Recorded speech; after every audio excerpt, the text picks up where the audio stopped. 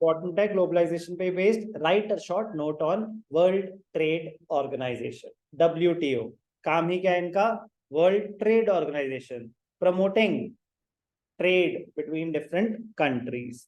Origin of WTO, prior to WTO क्या था? GATT, general agreement on trade and tariff. GATT was established in 1948 as a global trade organization with 23 member countries। उस time पे सिर्फ और सिर्फ 23 countries थी। GATT was set up to administer all multilateral trade agreements by providing equal opportunities to all countries in the international market। कह रहा मिलके काम करेंगे, कोई एक्सप्लॉयटेशन नहीं, कोई कुछ नहीं, हम रूल सेटअप करेंगे।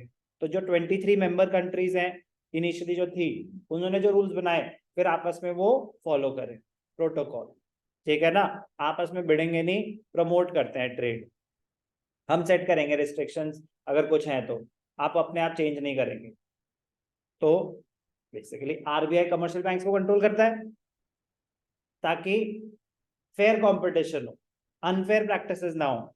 ऐसे ही गैट ने जो भी मेंबर कंट्रीज थी उन्होंने कहा कि हम एक set of rules and regulation बनाएंगे, सब वो फॉलो करेंगे। It promotes harmony. WTO was founded in 1990, GATT 1948।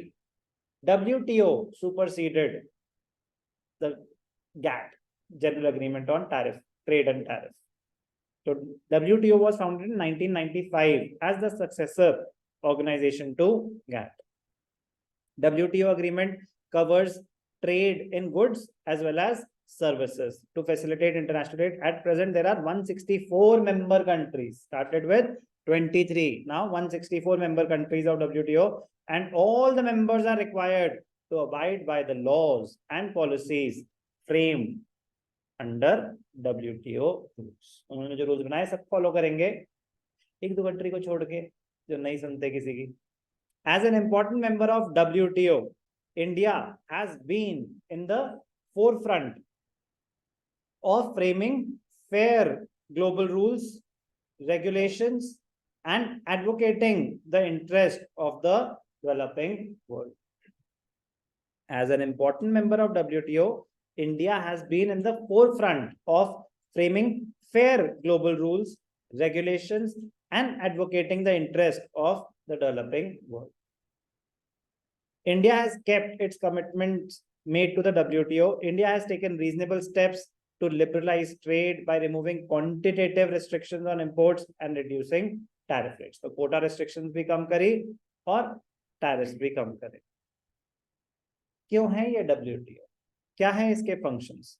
सबसे पहला, to facilitate international trade, both bilateral and multilateral. Bi होता है between two countries, multilateral among various countries through removal of tariff as well as non tariff barriers. Non tariff barriers quotas. Second function, to establish a rule based trading regime. कह रहा regulated होना चाहिए, rules होने चाहिए, ऐसा नहीं कि जिसका जो मन कर रहा है वो कर रहे हैं, नहीं, कुछ रूल्स जरूरी है। In which nations cannot place arbitrary restrictions on trade। एक बार जो रूल सेट हो गए, ऐसा नहीं कि आप अपनी मर्जी से उसको चेंज कर दें और कह रहे नहीं करना इस कंट्री के साथ हमने काम। आर्बिट्री उसे कहते हैं, आर्बिट्री रिस्ट्रिक्शन नहीं प्लेस कर सकती कोई country, member country, otherwise cancel हो जाएगी उनकी membership. To enlarge production and trade of services, to enlarge production and trade of services, to ensure utilization of world resources, to protect the environment, to protect the environment. Origin of WTO, functions of WTO। कह रहा should India be a member of WTO? कह रहा ये कैसे सवाल हुआ? उससे related है ना, ग्लोबलाइजेशन का बेनिफिट तो डेवलप्ड कंट्रीज को होता है, इंडिया तो डेवलप्ड कंट्री नहीं है, तो क्या उसको WTO का मेंबर होना चाहिए? Some scholars are of the view that there is no use for a developing country like India to be a member of WTO। कह रहे WTO बेसिकली वो तो प्रमोट कर रही है trade among all the Nations, तो उसमें फायदा किसका होगा? जो डेवलप्ड नेशंस हैं, जिनके बेस्ट क्वालिटी प्रोडक्ट्स हैं, जो बेस्ट पॉसिबल रेट्स पे दे पा रहे हैं, जैसे कि चाइना, उनका रेट कौन बीट करे? तो कह रहे फायदा है कि नहीं है? According to them, major volume of international trade occurs among the developed nations. कह रहे ज्यादा फायदा तो उनका हो जाएगा, किनका? Developed nations का. And developing countries are being cheated as they are forced to open up their markets for developed countries. कह रहा फायदा आपका नहीं होगा, फायदा उनका होगा. उनके लिए मार्केट बढ़ गई, उनको चाहिए बायर्स ऑफ देयर प्रोडक्ट, जो ऑलरेडी थे अब और बढ़ गए. तो आपके लोग उनका सामान खुशी खुशी खरीदेंगे, लेकिन आपका सामान उनके लोग खुशी खुशी नहीं खरीदेंगे. तो फायदा किसका हुआ? डेवलप्ड नेशंस का.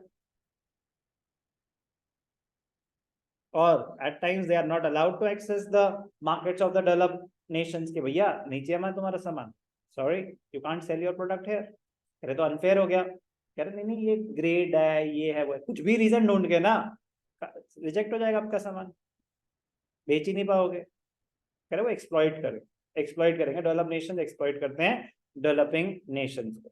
चलता आया है, लेकिन अब इंडिया स्ट्रांग हो गया है मोदी जी के रूल में. India has become very strong. अब कोई नहीं हमें एक्सप्लॉइट कर सकता.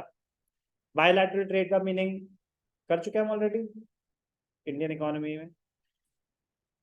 Trade between two countries, multilateral more than two countries, tariff, taxation barriers, non tariff, quota restrictions.